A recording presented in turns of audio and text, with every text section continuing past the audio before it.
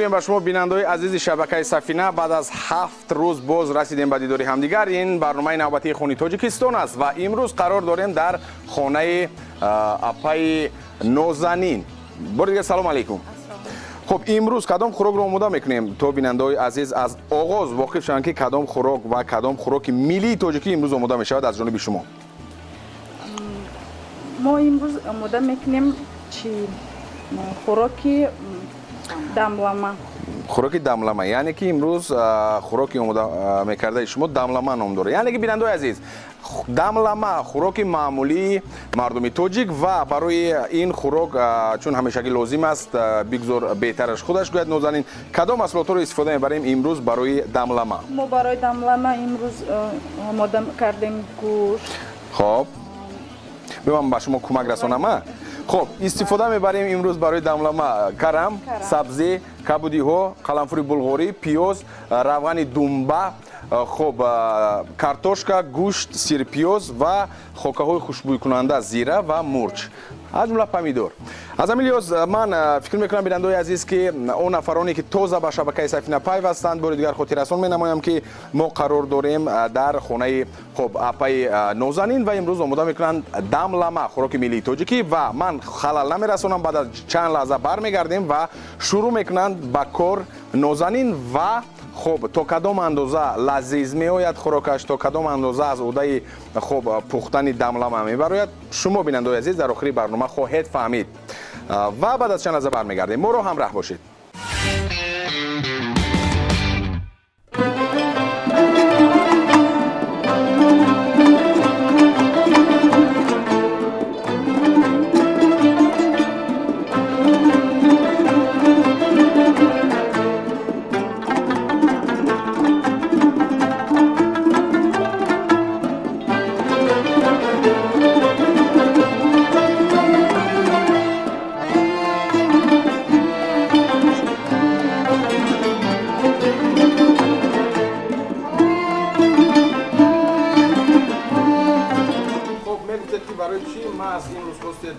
داملما آماده کنید و این خوراک رو از کی آموختید پختنش آماده کردنش رو؟ این خوراک رو پدری من بسیار نغز می‌بیند. فقط برای ما این رو میکند. یعنی برای امی بله این خوراک رو ما از پدرم آموختم. خب بغیر از این خوراک کدام خوراک رو باز آماده کردن میتوانید؟ کدام خوراک‌های ملی من در نظر دارم خوراک‌های ملی تاجیکی؟ ملی آش، گوشت بیریون، شکر. خیلی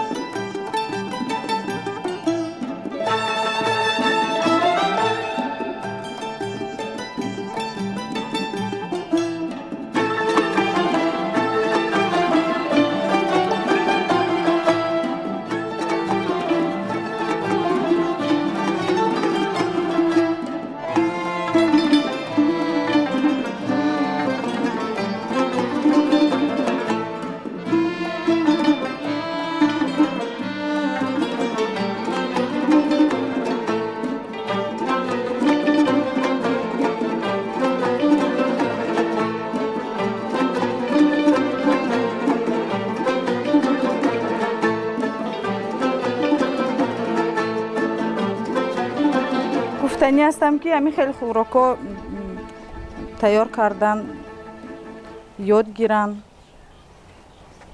خیلی خوراکی به مزه می باشه.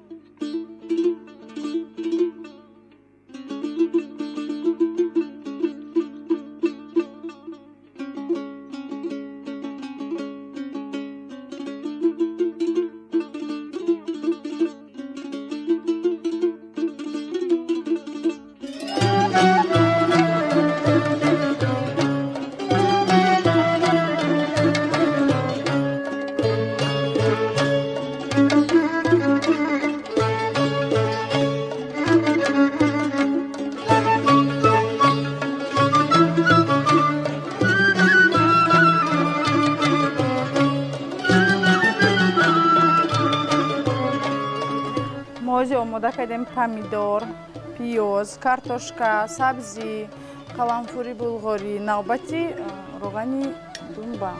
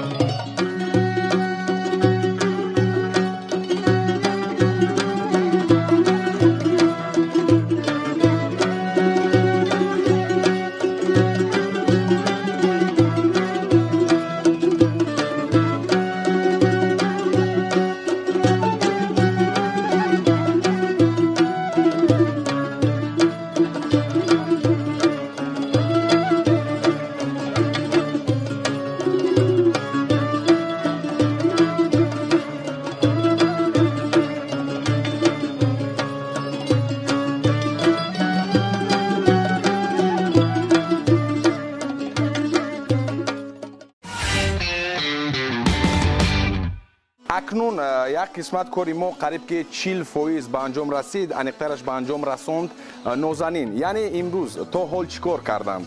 Майда карданд сабзи, қаламфури булғорӣ, пиёз, картошка ва помидорро, инчунин равғани думбаро ба тарзи муайян майда карданд. Ҳамчунин гӯштро хуб реза карданд ва омехта карданд бо анамон хокҳои хушбӯйкунандае ки гуфтем, мурч ва зира. яъне ки ҳар як шахс метавонад мувофиқи табу завқи худаш истифода барад. Баъзеҳо камтар истифода мебаранд, баъзеҳо зиёдтар. хуб акнун қисмати дуюм оғоз мегардад дар хуб аниқтараш идома меёбад дар дег. яъне ҳамаи ҳамин маҳсулоте ки дар ин ҷо шумо мебинед як қабат вориди дег мекунем. моро ҳамроҳ бошед, баъд аз чанд лаҳза бармегардем. ин Хони Точикистон аст аз шабакаи Сафина.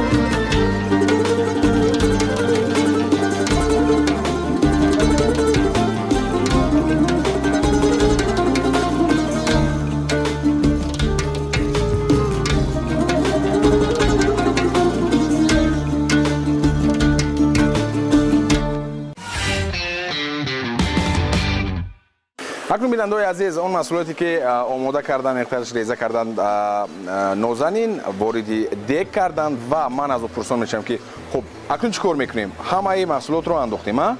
бале. Хуб, боз чияш мондааст? акнун мо об мендозем. марҳамат. об меандозем. Хуб.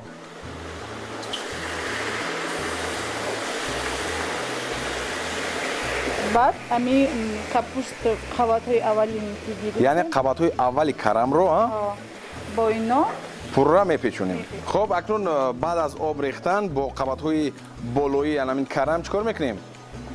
мепӯшонем, дам мепартоем. хеле хуб. бинандаои азиз, он нафароне ки навакак ба шабакаи Сафина пайвастанд, бори дигар хотиррасон менамоем ки шумо барномаи Хони Точикистонро тамошо доред ва имрӯз хуб нозанин барои мо омода карда истодааст дамлама, яке аз хӯрокҳои қадимаи миллии тоҷикӣ ва то кадом андоза болаззат аст. мо танҳо баъд аз пухтани он аниқтараш дар охири барнома хоҳем фаҳмид ва мечашем ва мегӯем ки чӣ гуна омода шудааст дамламае ки имрӯз омода карда истодааст нозанин. хуб, моро ҳамроҳ бошед, баъд аз чанд лаҳза боз бармегардем.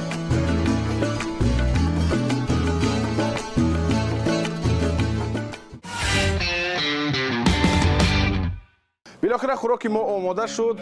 дамламае ки имрӯз омода кард нозанин ва фақат он мондааст ки хуб сарпӯшро гирад ва ба лаган бардорад ва мо нӯши ҷон кунем. бинандаои азиз, ва баъд аз чанд сония ҳатман ки мо аз мазза ва лаззати ин дамлама ба шумо хоҳем гуфт. моро ҳамроҳ бошед. акнун чӣ кор мекунем? лаҳзаҳои ҳассос, марҳамат. хуб, хеле олӣ. ва бинандаои азиз, акнун худатон бинед ки чӣ гуна аст дар ин ҷо ва ман барои шумо кӯмак мекунам ба шумо. марҳамат. ва хеле олӣ, хеле олӣ ва як бӯи лазиз низ дорад дар ин ҷо. бовар кунед бинандаои азиз, хуб ман намедонам чӣ гуна ба шумо расонам, вале ба ҳар ҳол воқеан ҳам ваъда дода буд ки нозанин ки бисёр болаззат хоҳад омад ва аз анамун намояш маълум аст ки бисёр хуб хуштам ва болаззат мебошад.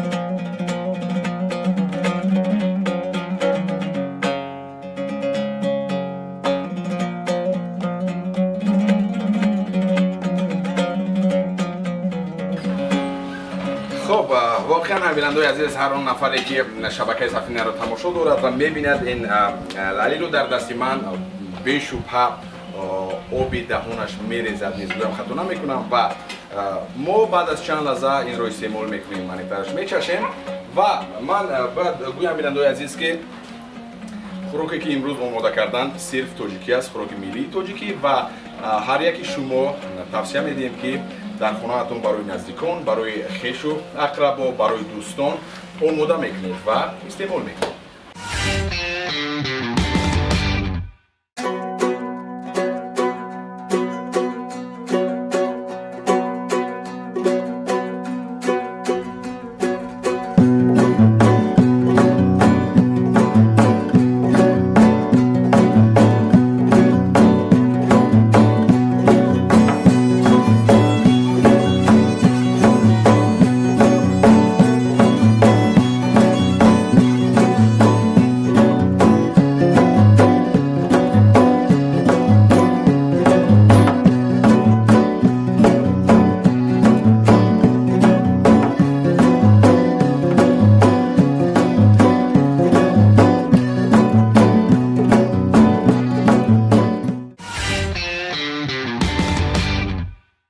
بینندگان عزیز سر دسترخوان و میچشیم دملمایی که امروز نازنین آماده کرد. مرحمت بایشه باشید. چشیم و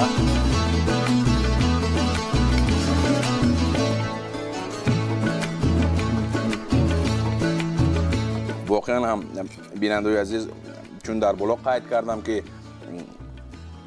گرچنده که در اینجا نازنین خب کم کم استعمال کرده استوده است، ولی به هر حال باید گویم که به نهایت لذیذ، خوش‌طعم و انمون اگر در خاطر داشته باشید خاکه های خوشبوی کننده زیره موش رو بسیار استفاده بردن در اینجا و ما گفتیم که هر آن نفری که میخواد دملما آماده کند موافق طعم و ذوق خودش میتواند استفاده برد و در اینجا چون که استفاده برده است خیلی عالی است و طعم دل است.